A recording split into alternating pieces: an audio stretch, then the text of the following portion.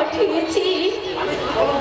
আমি শুধু কলঙ্কিনী নই, আমি একটা বিশ্বাসঘাতিনী। তাই তো এই বিষ পান করে এই অভিশপ্ত জীবন থেকে আমি মুক্তি পেতে চাই। আমি মুক্তি পেতে চাই। কি করছিস রামবাজি? হ্যাঁ, কিসের থেকে তুই গান গাইছিস? আমাকে তুই মরতে দে, আমি বাঁচতে চাই না। আমাকে তুই মরতে দে। বেশ, তাহলে আর কিছুক্ষণ অপেক্ষা কর। দাদা বাড়ি ফিরলে আমরা সবাই না হয়ে একসাথে বিষ খেয়ে মরবো। না সেটা না, আমার কলঙ্কের সাজা আমি আর কাউকে পেতে দেবো না রে দাদা। আমি আর কাউকে পেতে দেবো না, কাউকে। এই কলঙ্ক কি তোর শুধু একার বুঝি? তাহলে কেন আমাদের সবাইকে সমাজে মুখ লুকিয়ে চলতে হয়? কেন পাড়া প্রতিবেশী ব্যঙ্গ বিদ্রুপের হাত থেকে বাঁচতে আমাকে সন্ধ্যের পর বাইরে থেকে বেরোতে হয়? সবই আমার জন্য রে দাদা, সব আমার জন্য, সব দোষ আমার। না, সব ওই নম্বর স্বরূপটার জন্য। 5 বছরের জন্য হয়ে ওই নম্বরটা যদি হাসি হতো, সবচেয়ে বেশি খুশি হতাম আমি, সবচেয়ে বেশি। না, সেই অসহায় মানুষটাকে আর কোনো খোঁজ করতে দিস না। অসহায় কাকে বলছিস সোনামি? ভালোবাসার সুযোগ নিয়ে যে মানুষটা তোর জীবনটাকে নষ্ট করে দিয়েছে। আমি তোকে কেমন করে বোঝাবো যে স্বরূপ প্রকৃত দোষী নয়, সে লম্পট নয়, সে অপরাধ কোনো করেনি। অপরাধ করেনি মানে? তাহলে কেন তুই সেদিন তার বিরুদ্ধে শ্লীলতাহানির অভিযোগ করেছিলি? এই অভিযোগ কি তাহলে তোর মিথ্যে ছিল? জানি না রে ছোট, আমি জানি না, আমি কিচ্ছু জানি না। শুধু এইটুকু বলছি, এক নির্মম মিথ্যে আমার জীবনের সত্যটাকে একেবারে গ্রাস করে দিয়েছে। সেই মিথ্যাটা যদি কখনো কোনোদিন প্রকাশ পায়, শুধু আমাদের জীবনে আরো ভয়ঙ্কর বিপর্যয় নেমে আসবে রে ছোট্টা, আরো ভয়ঙ্কর বিপর্যয় নেমে আসবে। ভয়ঙ্কর বিপর্যয়? নয় ছোট্টা, আপনি আমার কাছে কিচ্ছু জানতে চান না। হ্যাঁ, আর আমি তোর কাছ থেকে কোনো কিছু জানতে চাইবো না রে বোন। কিন্তু তুই আমার কথা দে, আর কখনো তুই মরার কথা ভাববি না। ছোট্টা, আমাদের মুখের দিকে তাকিয়ে যে দাদা বৌদি সব দুঃখ ভুলে আছে রে, সেই ওদের কথা যদি আমরা একটু না ভাবি, তাহলে মানুষ শুধু বাঁচবে কেমন করে রে? আর কোনো কথা নয়, তুই একটু বিশ্রাম কর। বৌদি বলছিল ঘরের চাল ডাল বাড়ন্ত, সন্ধ্যাও নেমে এসেছে, এই সময় মোড়ের দোকান থেকে কিছু কেনাকাটা করে নিয়ে আসি, কেমন? যতই তোরা সান্ত্বনার বলে দিস, আমার মনের ক্ষত কি তোরা ঢাকতে পারবি? স্বরূপের উপর আমি যে অন্যায় করেছি, তার কোনো ক্ষমা হয় না। তবুও যদি কোনোদিন সে আমার সামনে আসে, আমার সঙ্গে তার দেখা হয়, তখন তার পাগলা জড়িয়ে ধরে আমি বলবো, ওগো, তুমি আমায় ক্ষমা করো, আমায় ক্ষমা করো।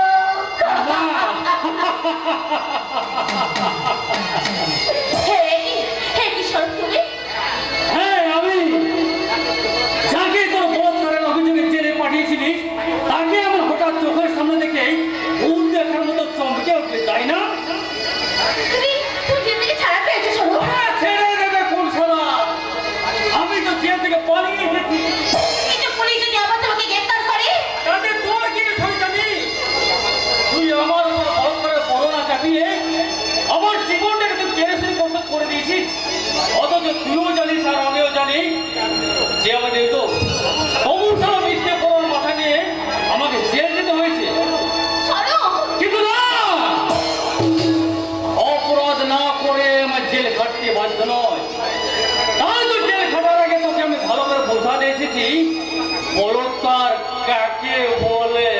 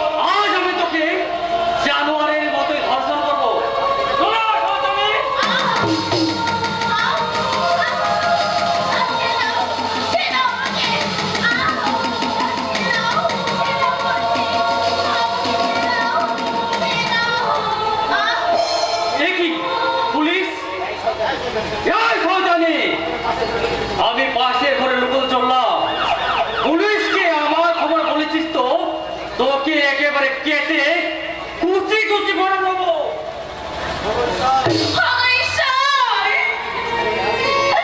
এইভাবে বেঁচে থেকে লাভ কি? এখন আমি কি করব? তুমি বলে দাও দয়া করে, তুমি বলে দাও। এরপর আসতে পারি? আপনি সাব ইন্সপেক্টর কাঞ্চন নাথ।